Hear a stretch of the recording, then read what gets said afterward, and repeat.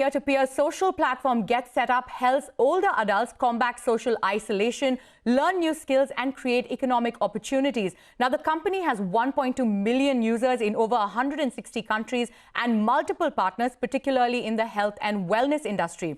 During the past 3 months, GetSetup users around the globe have logged more than 4 million active minutes on the platform by accessing the 500+ hours of programming available each week. The classes vary from essential life-changing skills to professional development to technology, health, wellness, and hobbies and casual social hours, with trained expert guides holding graduate and master degrees in business, music, science, and more.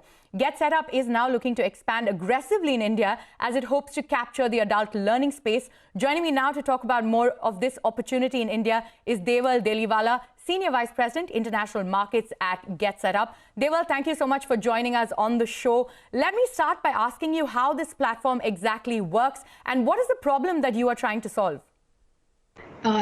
Thanks so much. Thanks for having me. I think the problem we are trying to solve for is three things, right? We want to empower older adults to really learn tools and learn technology and be comfortable with it and really bring them into the creator economy. If you look at all the tech apps out there, and all of us have been there, right? We've sort of been tech support for our parents and family members. Nobody's really spent time to actually teach them certain tools, and the pandemic really brought this to light, right? Simple things like ordering groceries online or ordering medicines online, or even being able to connect on Zoom with your family members elsewhere. They've kind of been left out of any education platform around that. And so, our goal is to really empower them and give them the opportunity to learn technology that becomes a gateway for them to do many things online, including sharing their experiences and teaching classes themselves. Yeah, this is a struggle I think a lot of us face even today. So let's also talk about your India expansion plans. India's adult population is expected to make up around 12.5% of the total population by 2026. So far, we've seen solutions for senior care limited to healthcare, geriatric care, and assisted living mostly. So how big is this opportunity for you? Yeah, so it's very early, as you can imagine. Unlike some of the other countries, I think India's relatively a younger country, and that this demographic is only growing, right? And so I think if you look at just home healthcare as an example, as one of the examples, it's a $7 billion market in India alone. Is expected to grow. And if you think about home care services, assisted living, and what we actually help with is actually aging in place, right? So if you're able to sort of learn things online, take care of yourself, track your health metrics online, book doctor's appointment and things like that, your requirement to be, your dependency on healthcare services actually goes down. And so it's a pretty big market, and that's just the healthcare market. Now, if you think about e-commerce for seniors, if you think about many other things, the market is actually pretty big, and no one's actually built for this market. So if you think about tech apps that are out there, millennials have Twitter, Substack. You have a lot of different apps that you can use to be online, to get information, to learn new things. But really, nobody's really built for this market, and that's kind of what we're building for. Right, and as you mentioned, it is a vast market, but it also comes with multiple challenges on the literacy and economic front. And of course, then there's the question of multiple languages at play. So how do you plan to overcome these challenges, and what are the areas you want to tap into first? Yeah, so that's a great point. I think a couple of things there, right? So we are a peer-to-peer market in that, seniors teaching other seniors. And so the best part about it is the learners that actually come into our classes, they actually come with 60 years of experience. They're all retired. They have something to teach as well. And so it really opens up the market for us to be, to be able to do different language programming, teach classes in different languages in India. So language is a very big, we have classes in Hindi already, and we're launching more classes in multiple languages across India as we see a lot of cities outside the metros also adopting the same. And so language becomes a very big focus for us.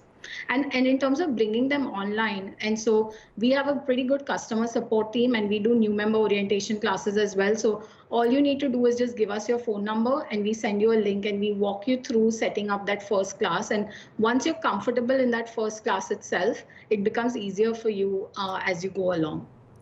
Right. So COVID-19 and the resultant lockdown and work from home meant that older people were left on their own to navigate technology and to be able to get work done. So what kind of traction did you see on this front, both on the B2B and the B2C front? Yeah, so I think on the consumer side, it's grown pretty organically in India. We've been in India for close to 6 months now. And even when, the recent wave had not happened, like in December and things, we were seeing a lot of people still staying at home and finding avenues to, work out online and things like that. And so I think we have definitely seen, in India, when we started, we were doing roughly 10 classes a week. Now we're doing up to 150 classes a week. We have five to 600 classes a month, and the catalog runs from everything from, we're sort of mirroring their life offline, online. And so we have fitness classes in the morning, then we go into tech classes, and then in the afternoon, actually, we've sprung up an entire stay-at-home series where we're doing mental health classes as well, where they can just come and talk about how they're feeling. A lot of them haven't met their family members and things like that for a really long time. And then in the evening, it's some social hour, something fun, like they haven't traveled for almost a year now. So we have a travel series where they do virtual travel. On the B2B side, we've seen, all our partner conversations have gone really well, because what companies are saying is, as employees are working from home, this generation is kind of stuck between, having to take care of children, working from home, and sometimes having to take care of elders, whether they live in the same house or not. And so offering this as an elder care benefit is becoming a meaningful, getting meaningful traction for us in India, where a lot of big companies are kind of approaching us to offer this as an elder care benefit for their employees.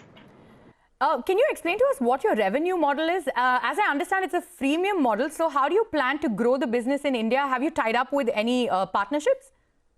Yeah, so right now we've purposely kept all classes free because, as you can imagine, getting online is hard enough for older adults. Having a paywall with credit card or any wallet option is actually not conducive to getting them online. So classes are free to the end consumer, and then we do partnerships, right? So we are in very early talks with some, tech companies and enterprises that want to offer this as an elder care benefit, where the children of the parents buy the plan for them, and then it's free to the end user, and they have a separate landing page where they come in through that landing page and they avail of the services. And then the other option is, we've also been approached by a lot of senior housing societies which want to offer this as sort of an e-club, right? So in the US, for example, we partner with the YMCA and we become the e-learning channel for the YMCA. We're trying to do the same thing here, where we become the e-learning channel, as a lot of clubs and gymkhanas actually shut, and there's actually no way for them to lead an active social life